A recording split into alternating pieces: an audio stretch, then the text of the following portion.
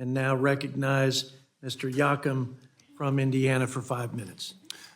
Thank you, Mr. Chairman, and congratulations to Ranking Member Boyle on your appointment. And thank you to Director Young for being here today. Inflation is the single biggest issue I hear from my constituents as I travel the 11 counties within my district. Seniors can't keep up with the price of food. Farmers, many of whom from my district are here with me today, can't keep up with skyrocketing input costs. And the same is true for small businesses. Families feel the pain at the grocery store and at the pump. Local governments can't get vital infrastructure projects done because of the skyrocketing costs. These are the stories I hear from real people as I travel the district. It's generally accepted in the economics community that there are two main ways to lower inflation, and that's to reduce federal spending or raise interest rates. And we saw that just yesterday, the Federal Reserve is taking their foot off the gas as it relates to interest rate hikes. And so what about the spending equation from our federal government? Well, as I see the president's budget, it doubles down on policies that supercharge this generational inflation.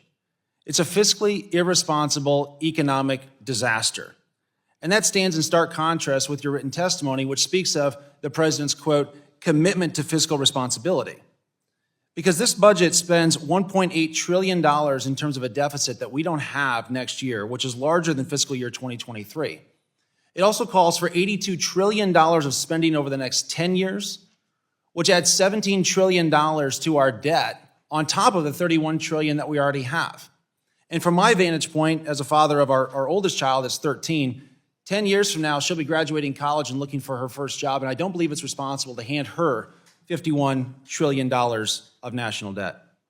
And that doesn't even include some of the budget-busting gimmicks, like temporarily expanding the child tax credit for 3 years at a cost of $470 billion, which hides the true cost over 10 years, which is likely to be closer to $1.5 trillion.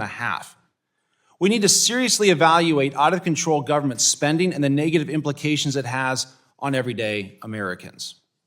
We've heard from Democrats many times over the course of the last 3 months about the debt ceiling and the debt limit and the fiscal irresponsibility that it would be to not increase the debt limit this summer.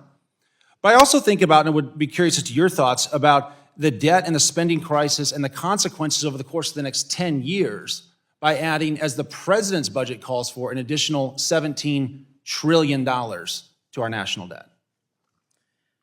Congressman, thank you for that. I'll point out that CBO has given you a baseline, and it states what will happen to our debt and deficits if nothing else happens. What the president's budget does is lay out a set of proposals.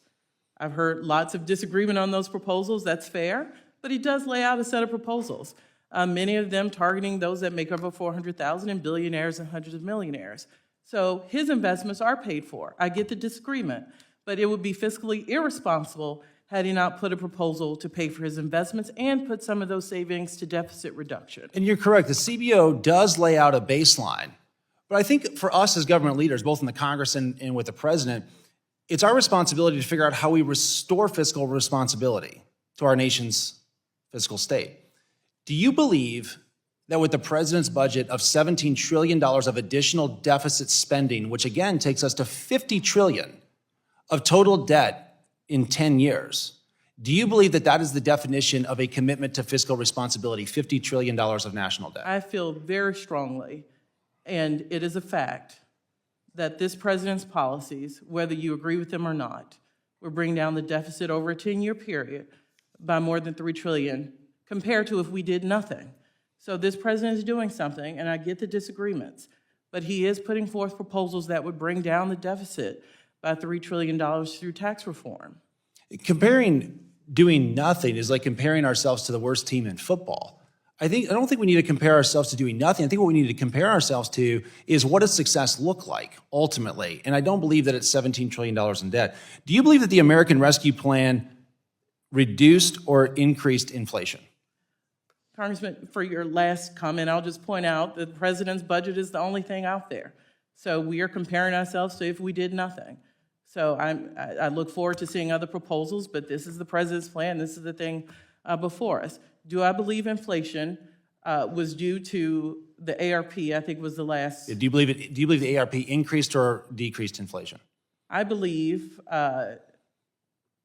and this is, I know you won't like the answer, that we see inflation across the globe.